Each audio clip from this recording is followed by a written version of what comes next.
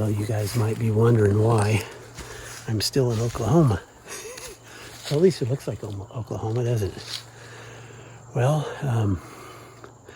I got tonight, tomorrow morning, and tomorrow night before I absolutely have to be back in the Houston area.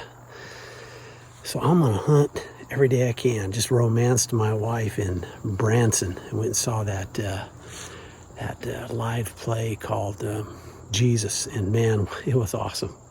If y'all haven't seen that, you need to go see it. But I'm in this area where I was at in October of this year, just kind of scouting, and then also I hunted here about 3 or 4 days before it just started raining me out.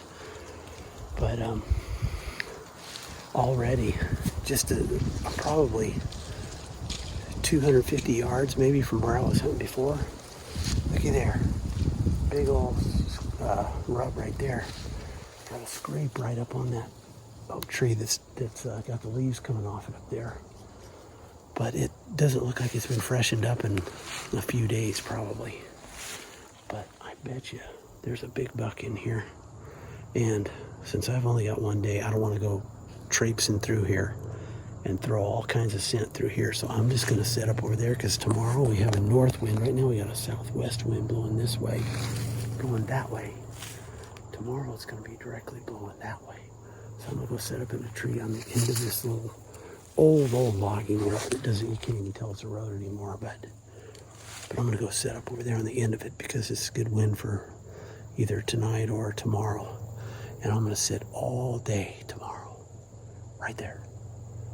And Lord willing, I'm going to meet this buck right up this trail somewhere along the way. So stay tuned. Nothing new under the sun, one life to live, seeking fun. But shallow is the self-lived life. For me, myself, oh, so much strife. But Jesus is the answer for a life perplexed and wanting more. It's never easy self to deny, but it's the only way to a life on high.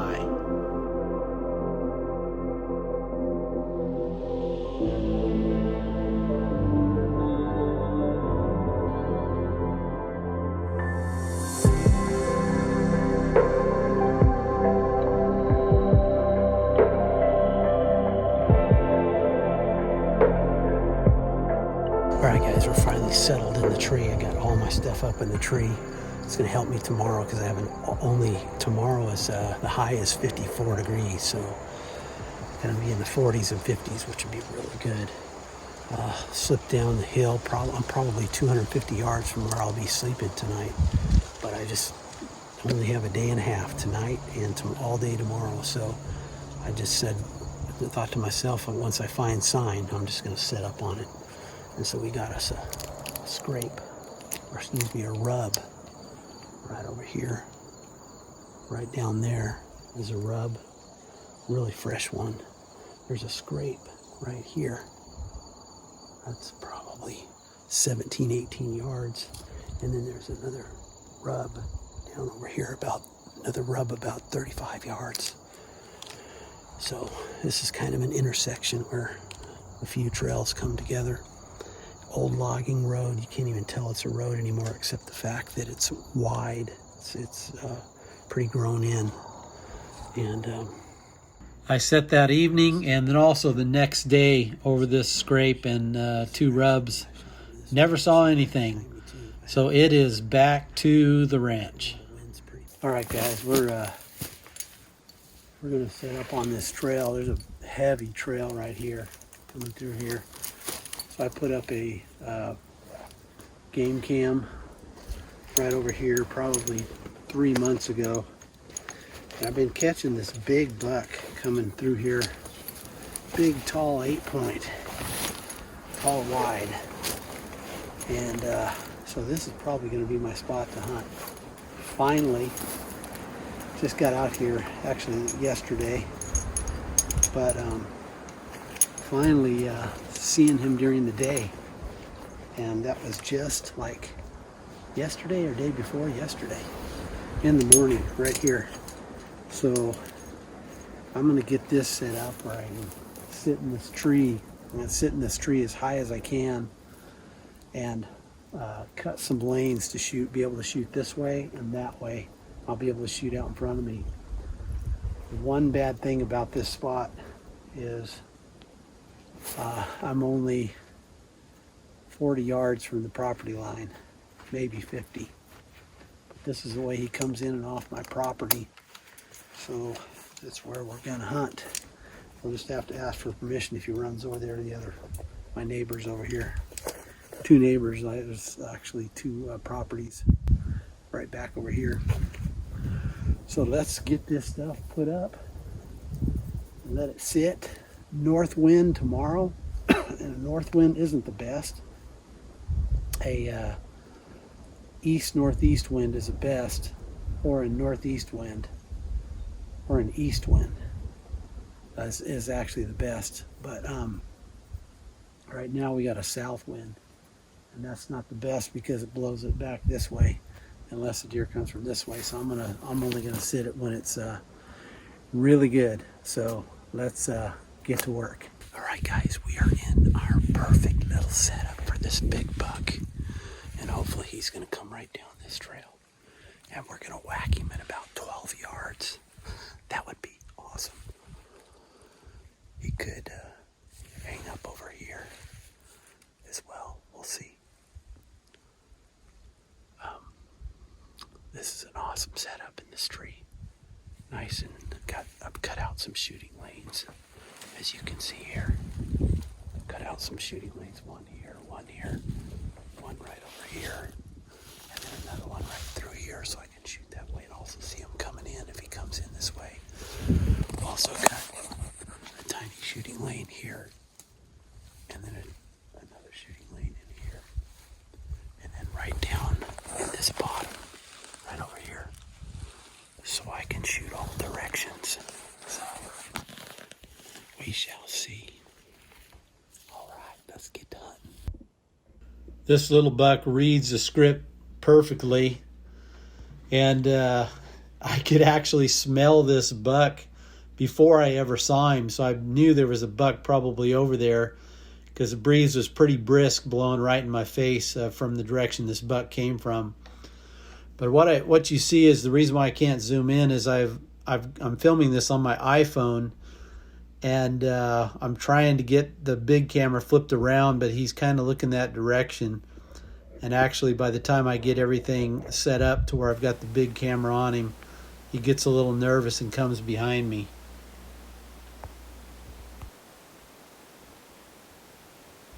And then fast forward to after the evening hunt. Well, guys, it was a good hunt tonight. I was a little bit underdressed.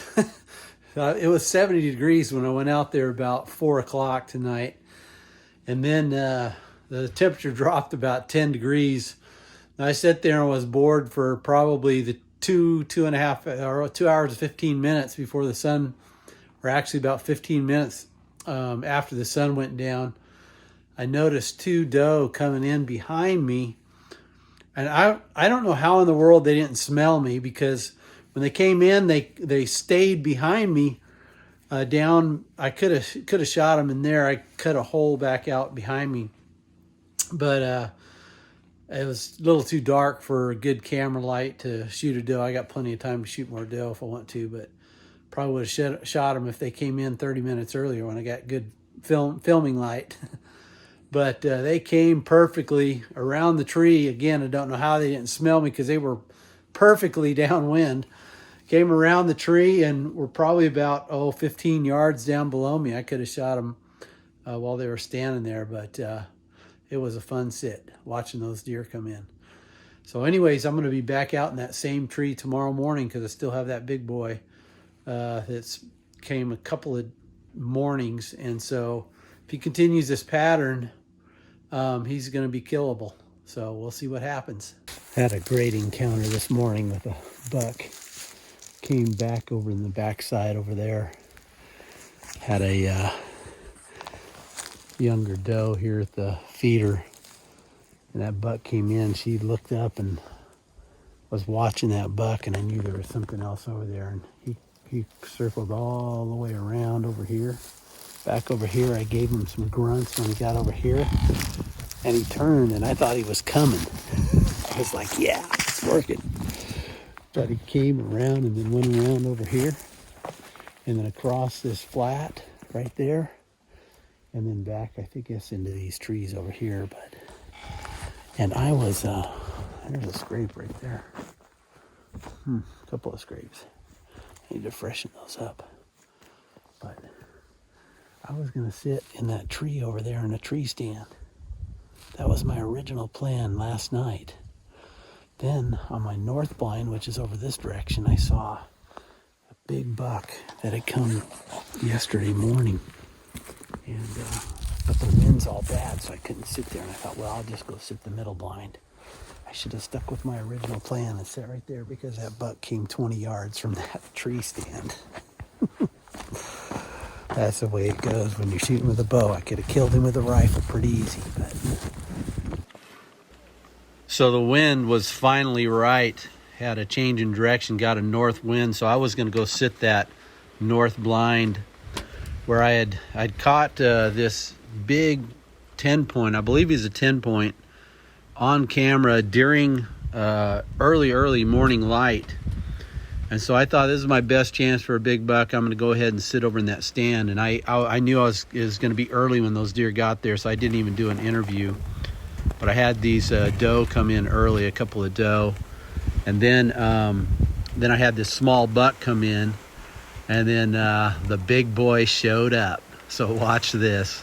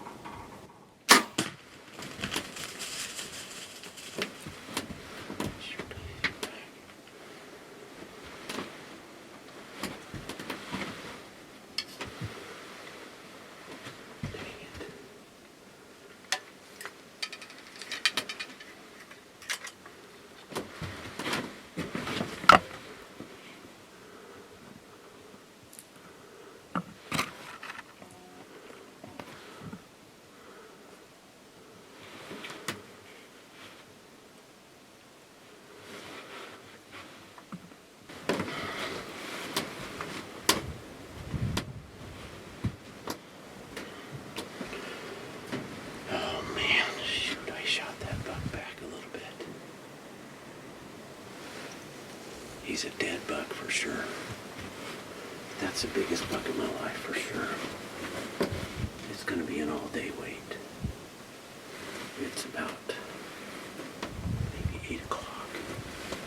Maybe I'll just lay down right there and I'll sneak out really lightly. I have to get hold of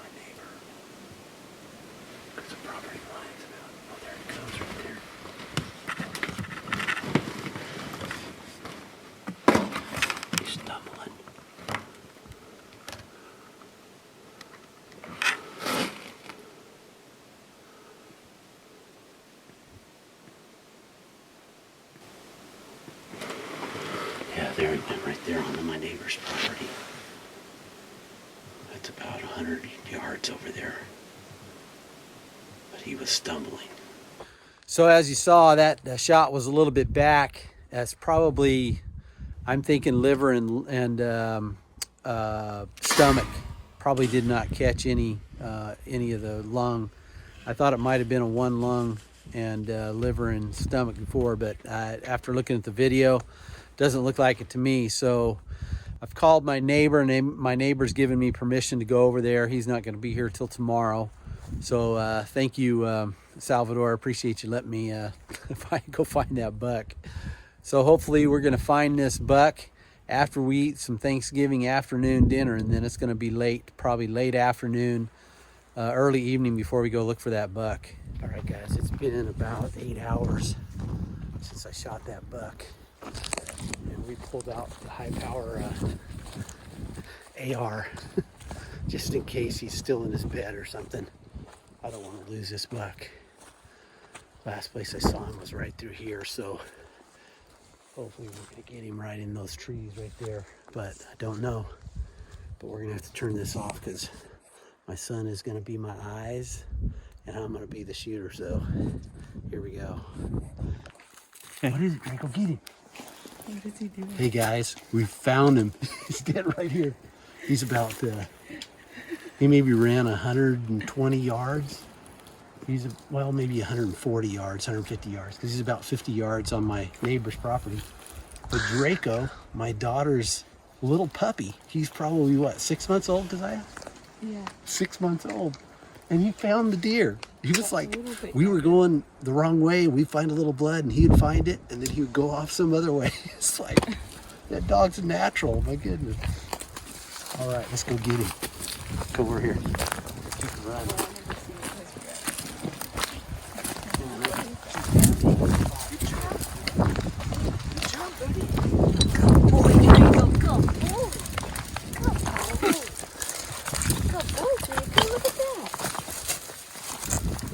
It was a fun hunt. He broke off his part of this tine here, and he's broke off his brow tine as well. He's been scrapping and fighting probably. All rutted up his neck. Wow, what an awesome hunt. This shot was actually not as bad as I thought. Probably one lung and liver. He was quartering to me a little bit. I should have had that arrow more like in the crease of his shoulder. It would have been a double lung for sure. So, but anyways, we're gonna take some pictures and get him taken care of and in the freezer. And then we're gonna get out and do some more hunting. Jesse and Keziah are gonna be hunting tomorrow, so. All right, hopefully we'll get some more deer down. Thanks for watching. This is Indian Creek Bow Hunting Journal. Be sure and subscribe. Give us a thumbs up, and we will, and also tick the reminder bell, and you'll get notice of any future videos. Thank you for watching.